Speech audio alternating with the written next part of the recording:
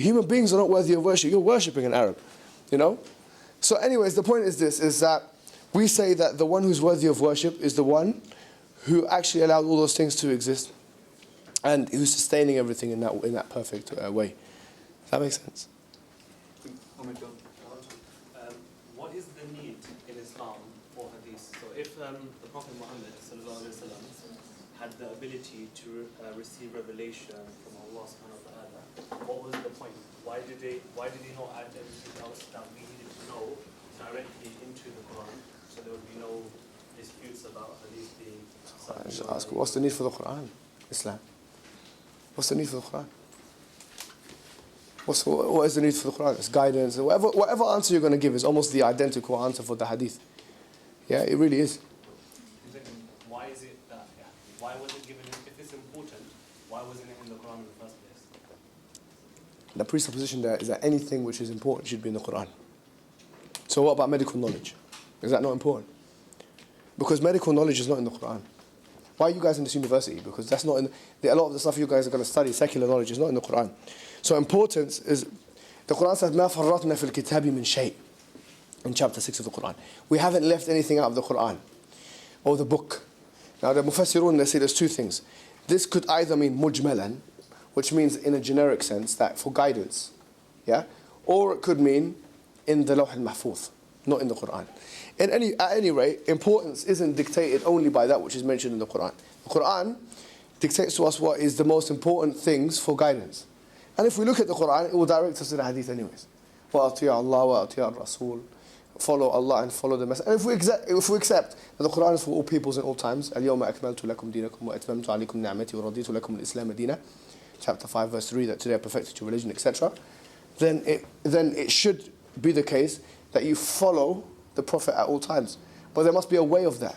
Otherwise that injunction will be a temporal injunction or an abrogated one, to which there is no evidence in the Quran that it is either temporary or abrogated. So I would say that at the same time, I would say here, to answer your question in a nutshell, that in order for the Quranic injunctions to make sense and be possible for us, that we need the hadith to supplement them. One scholar, Shaykh al-Albani, he said something really interesting, yeah? He said that the Quran is like the constitution and the ahadith are like the laws, yeah? I remember listening to that some time ago, and it's really interesting the way he put that. Because just because you now have a constitution in any country doesn't mean that now you're not going to have laws which supplement the constitution. The Quran is like the heart, and the hadith are like the arteries and the veins that lead to that heart. Yeah, so you can think of the Quran as, or the hadith as a necessary supplement to the Quranic message. And if it wasn't there, then actually it renders a lot of the Islamic message really and truly unimplementable. And frankly also, it would allow the Quran to contradict itself. You know that. This is a controversial statement. But a lot of the reason how we, yeah, as Muslims, because the way we do tafsir, not we, I don't do that, but the way tafsir is done of the Quran, exegesis, is tafsir al-Quran bil-Quran, then tafsir al-Quran bil-Sunnah.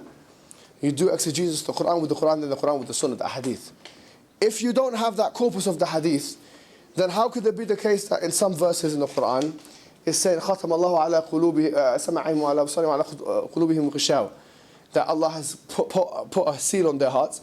Another verse says, أُدْعُوا إِلَى سَبِيلِ رَبِّكَ بِالْحِكْمَةِ وَالْمَوْعِظَةِ الْحَسَنَةِ, go and do da'wah. But if Allah has already put a seal on their heart, why do da'wah? But we'll know from the context and the ahadith and the historical timeline, actually that those were specific people that Allah was addressing, that have heard the message to the end. And that generally speaking, we should be doing da'wah. So the hadith are not only an important part of the Islamic message, but without the hadith, you would not have a coherent understanding of Islam or the Quran. You would not have a coherent understanding of the Quran. Simple. Do you want to add to it? Yeah. The Quran points to the fact that hadith will explain the Quran. Yeah. Surah Al-Nahl. وَأَنزَلْنَا إِلَيْكَ الذِّكْرَ تُبَيِّنَ لِلنَّاسِ مَا نُزِّلَ عَلَيْهِمْ. That verse, that we have revealed the guidance upon you so that you may explain what has been revealed upon.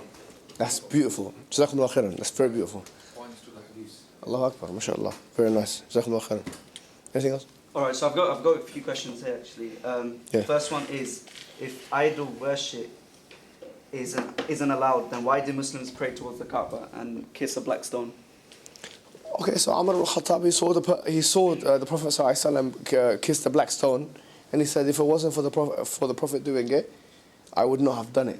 Yeah, so we would like to ask the person who's asked that question, why does kissing a black stone constitute shirk or idol worship? Because if I kiss a baby on his forehead, yeah, or if I kiss someone else, or am I committing shirk? I mean, who and what rationality, whether it's naqli or aqli, which means either from the text or from your rationality, would dictate to you that kissing a black stone constitutes shirk, or kissing anything constitutes shirk? If I kiss my hand, if I kiss the Quran, who told you that that is idol worship? Anyways, what's the other one? Kaaba. Praying towards something doesn't constitute, once again, praying towards something doesn't constitute you worshipping it. What's the evidence that praying towards something, whether from the aql or the naql, once again from the intellect or from the Islamic text, that praying towards a particular direction constitutes a kind of idol worship? It doesn't. It's just a direction, a unified direction, which is meant to promote the brotherhood or the fraternity of those Muslims who are actually positioned towards that direction. So, unless you're venerating the Kaaba or the big black box in Mecca, in a way, or giving rights to that box that you would otherwise give to a deity, or hold that box in such high esteem, or in the same esteem that you would hold the deity, then yeah, then it would make sense. But otherwise, it wouldn't. The next question is, does Islam agree with feminism? No, it doesn't. It depends on what you mean. If you talk about first wave feminism, I don't think there's a big problem, to be honest with you. If we're talking about from like 1790 up until 1960, then no, it's not really a big... What did the feminists at that particular time campaign for? You know, the suffragettes and all these... The suffragettes in particular, they had quite violent tactics and whatever. You could even say terroristic tactics, but whatever. Their sentiments were not anti-Islam, because what they were saying was that if you have a political system and democracy, then there should be equal participation between men and women. And Islam exhibited the ability for men and women to have an equal say, for example, in bay'ah. Bay'ah is not the same as democracy, by the way, but bay'ah is a pledge of allegiance that was done, and men and women did that both. So really, if you think about it, wallahi, it is as straightforward as that, because women were given the right to vote in 1918, which is literally 100 years ago, literally, to this day, 100 years ago, yeah? So Islam doesn't have a problem with that kind of first wave feminism or the sentiments of it. The labeling of oneself as a feminist has connotations now which are problematic for some reasons. For example, second and third wave feminists, like second wave feminists, from my reading of their text, and I've spent time reading their text, are against, for the most part, the institution of marriage. I'll generalize it like that. For the most part, they're against it. Simone de Beauvoir did not like marriage. She had a book, she had a portion of her book saying that marriage is an oppressive institution, full stop. And in fact, she saw that having children was exploitative to the biological predisposition of women. And therefore, she advised women not to have children. She never had children herself. And if everyone followed her advice, we wouldn't have humans. Imagine that. I mean, how embarrassing that is. Yeah, seriously, how embarrassing that is. Yeah? You wouldn't have Ali. Or his YouTube channel. Obviously, someone can argue, or you can do IVF and this and that. Listen, you still need a woman to give birth. And that's a problem for Simone de Beauvoir and her likes. Second wave feminism is completely, I would say, with those kinds of notions, incompatible with the Islamic discourse. Where Islam is saying things like, you know, a mother, if she dies when she's giving birth, she's a shahida. She is literally a martyr. And Simone de Beauvoir and, you know, Friedan are saying that being in the house and raising children is a form of torture and slavery. How could that be compatible? How could it possibly be compatible? You would have to be disingenuous to deem that compatible. Literally, you'd have to be academically ignorant or disingenuous. You would have to be, either you have not read those books, you don't know what you're talking about, or you just want to forge a mutual connection because you've equated feminism with women's rights. And women's rights is a broad understanding of women having certain rights in a society, yeah, which could take whatever form. It could take many forms. There are very many valid models to kind of embody women's rights. Feminism is one of them. depends on how you define rights, and of course, bearing in mind, like Judith Butler's argument, depends on how you define a woman. Because third wave would go as far as to say, some third wave feminists would go as far as to say biological sex is a social construction.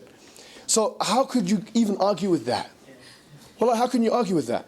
So I would just argue by saying, okay, how do you know that what you're saying is not a social construction?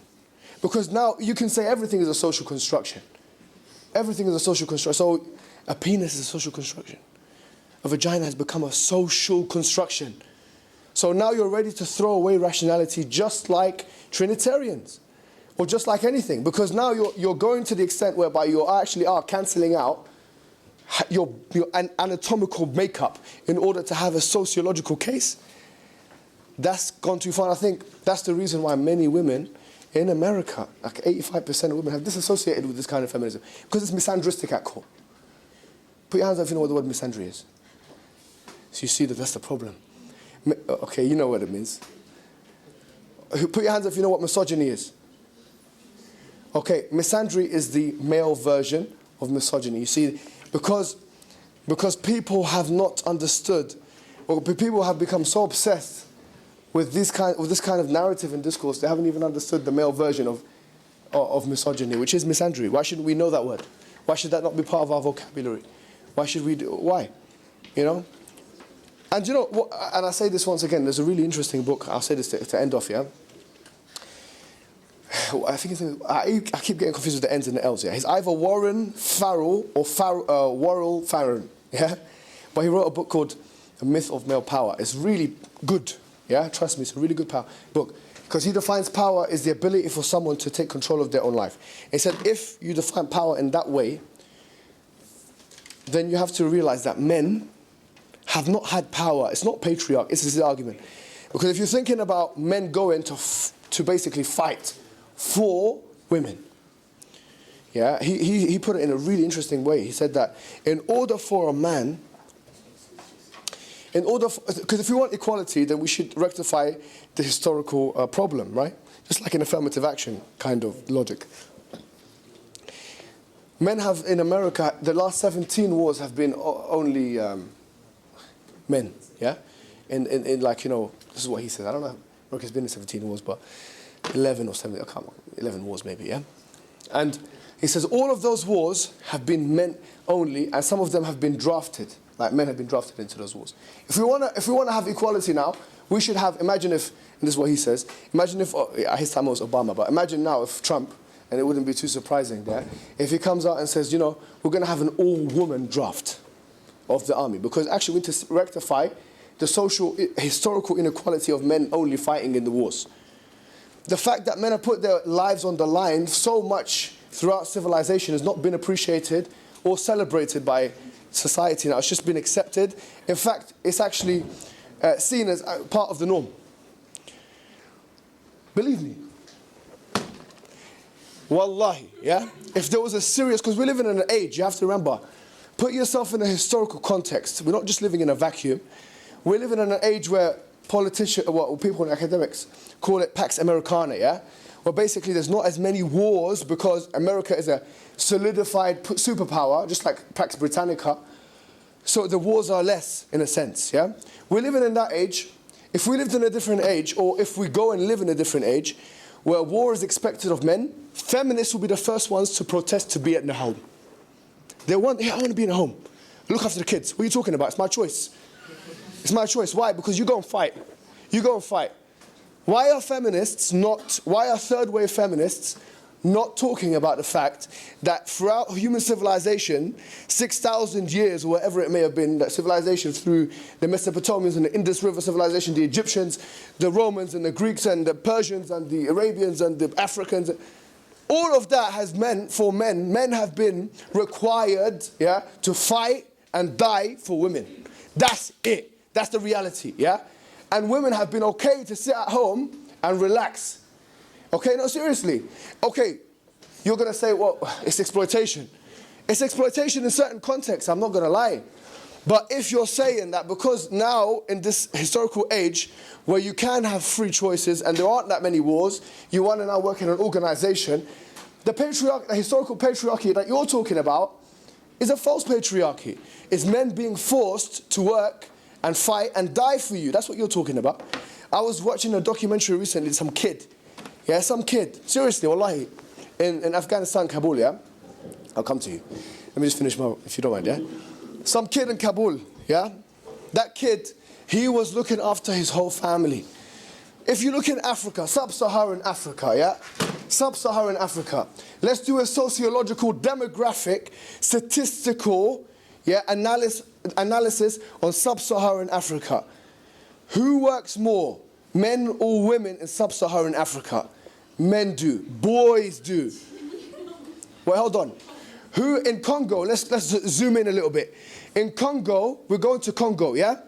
Who is forced to work more in Congo, yeah, and get coltan and get metal for what do you call it, for mobile phones that then the white woman can use in Western Europe, yeah?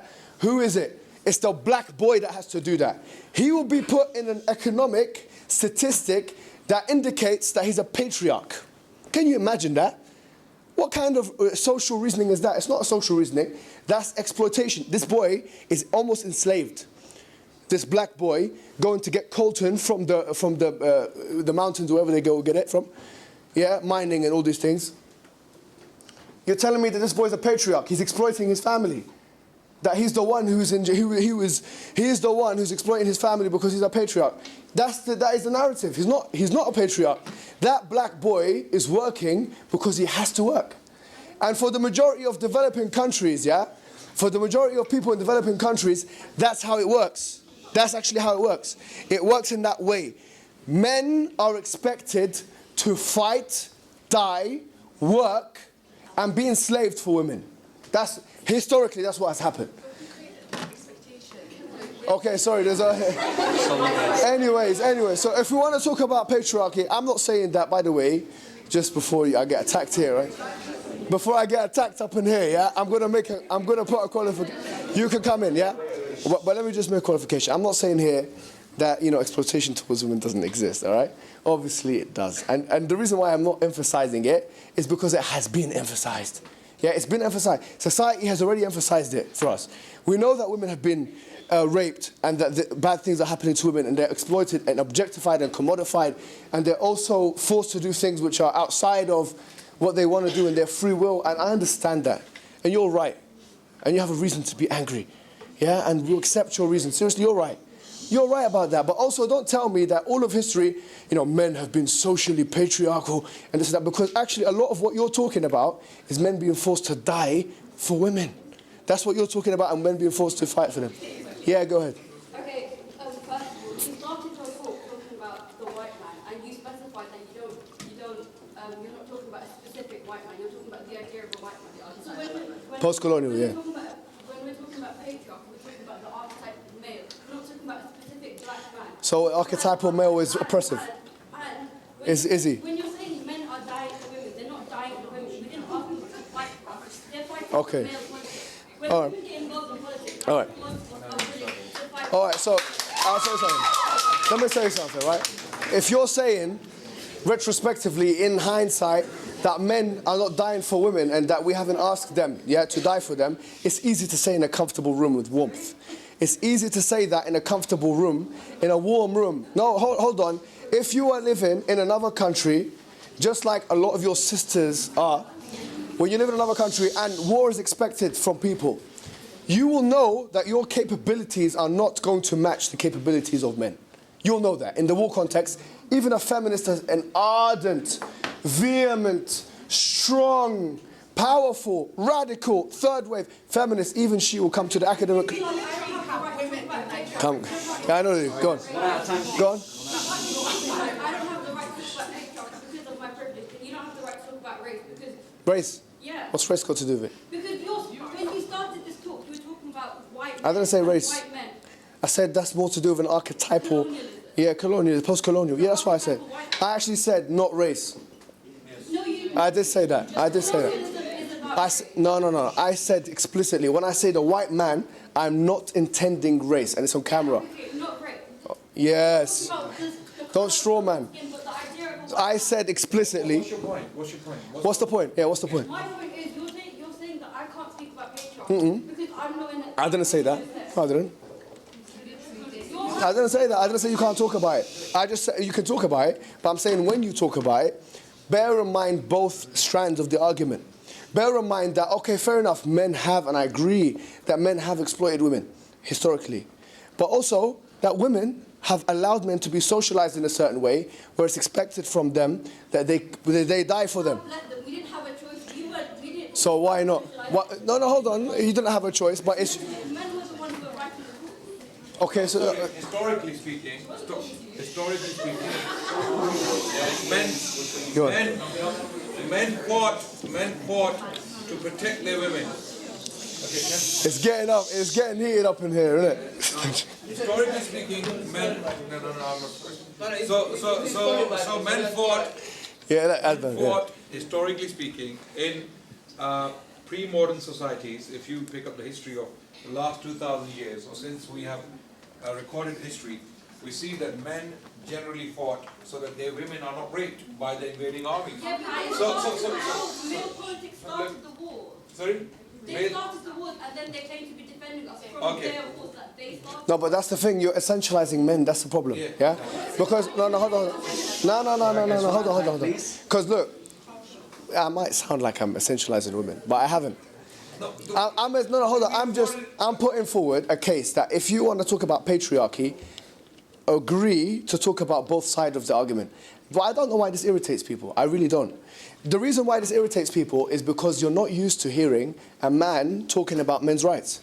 That's the reality. Like, if it was hold on. You've got to be intellectually mature here. Because here, what I'm talking about. No, seriously, don't be like that because this is gonna sound really bad. And wallahi, take it from me. I'm your brother, and there's only love here. Yeah, trust me. But it's going to be hard for you in the context of a marriage to maintain this kind of thing. Yeah, it is. No, honestly, it's going to be hard. Do you know why? Yeah? Because guys, listen, seriously, take it from me. Wallahi, I'm not even speaking. You've spoken to me with great confidence, so I'm going to speak to you as a sister. Do you get it? I don't care. Look, I'm saying to you, look, if you're going to say to your husband, yeah, or if you're going to say to your father that, look, yeah, it's been this and it's been that, let's appreciate each other. That's what I'm saying, wallah. Like the Prophet Muhammad ﷺ says, إِنَّمَا النِّسَاءُ شِقَائِقُ الرِّجَالِ, which has two meanings. Do you get me? One of those meanings is, certainly men are equal to women. Yeah, certainly men are equal to women, or women are equal to men. But another meaning is that they're twins. Okay, I don't want to feel here that the moment I start speaking to sisters, do you get it, about issues that relate to our grievances. Do you get it? We're not going to accept wholesale something just because it has a fancy tin on it. Let's intellectualize it. When the moment I start speaking about our grievances, no, but this and that, okay, fine, you have your grievances. I accept what you're saying.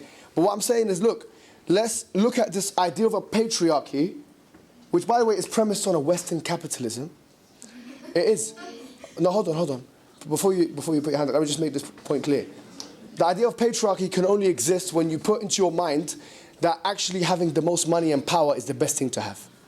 Do you understand that? Because actually patriarchy is if you think about it from a feministic perspective, yeah, patriarchy amounts to men have more power, men have more money. Economics and either military or other power. I'm saying to you, look, the Islamic model is different from that. The Islamic model that Allah subhanahu wa ta'ala says in the Quran, يَرْفَعَ اللَّهُ الَّذِينَ آمَنُوا مِنْكُمْ وَالَّذِينَ أُوتُوا الْعِلْمَ دَرَجَاتٍ. That actually, Allah raises the ones who have believed from you and the ones who have been given knowledge in degrees. The Islamic model is, the more knowledge you have, whether it be Islamic knowledge, secular knowledge or otherwise, yeah, that is the knowledge, that is the way by which you will be valued as a human being. If you're more knowledgeable and more academic, yeah, and you have a better contribution in terms of knowledge in society, that's where value is attained, not money. You can have a lot of, because if you think of it that way, well, if you're thinking, okay, your importance is equivalent to the money you have or the power you have, which is a capitalistic presupposition of new feminism, unless you're a Marxist feminist. If you believe that, then actually, white people are more important than black people. Do you understand this point? So if what we're saying is importance is defined by money and power, then that's not going to work. So what I'm going to say is to you, my advice to you, sister, is as follows. Serious advice. That we can share grievances with each other. If a woman stood here and said, you know what? Yeah, we've been this and that and this and that. I'll say there's truth in what you've said. If I'm going to stand here in front of you and say all of what I've said, and you don't want to say, look, I don't agree with you totally, but there is some truth in what you said, then I believe that you have an emotional block. I'm not saying that men haven't struggled, because men have. My problem is that the way you said it, that might be just how you said it. Okay, maybe you're right. Alex. The fact that women have struggled because of men.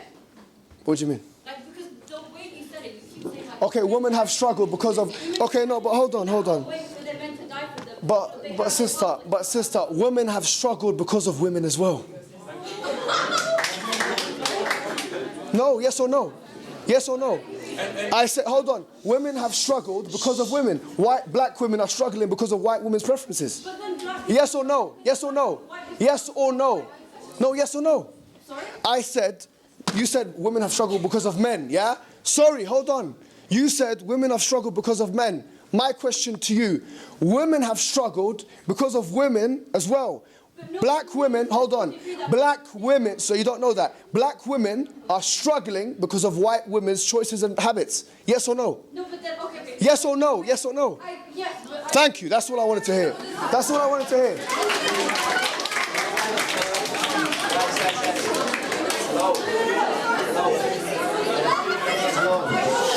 Finish. I agree with you. Yeah. That feminism right now may be problematic, but that's not just what you were saying. You are undermining the fact that historically women have struggled. I haven't undermined that. Yes, women have suffered because of other... How have I undermined that? Because you literally, the way you presented it, you made... Okay, fine. If it's about the way I presented it, I apologize. You literally... I apologize. No problem. No. If it's the way I hold on. The system made a If it's the way I done it, I apologize. civilization You get has me? a different history. Yeah. What are you talking about? The struggle of women. If you're talking about the Western civilization, yes, definitely. Women didn't have a right to vote. Women couldn't own property. Women were seen as property as late as the early 20th century. Yeah. It only changed recently in the West. This is why you had the feminist movement start in the West. true. You don't have a precedent of this movement in the Islamic civilization.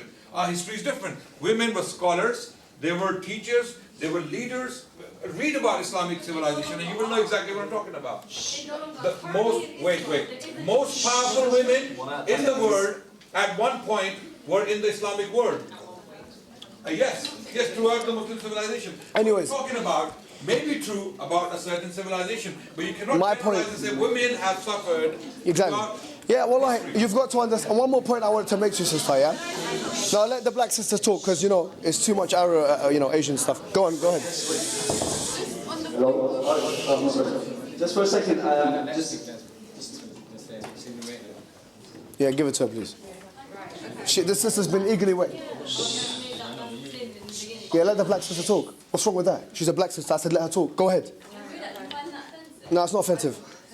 Are you black or not? First of all, Anyway, go ahead, sister. yeah, let's start with the whole presentation idea. You literally just like all lives matter. The same thing that white people do. All wives. All wives. When black people are saying Black Lives Matter, Yeah. and then white people come into that conversation saying white lives matter, all lives matter, that's literally what you've just done to women's issues. What does that mean? What does that mean?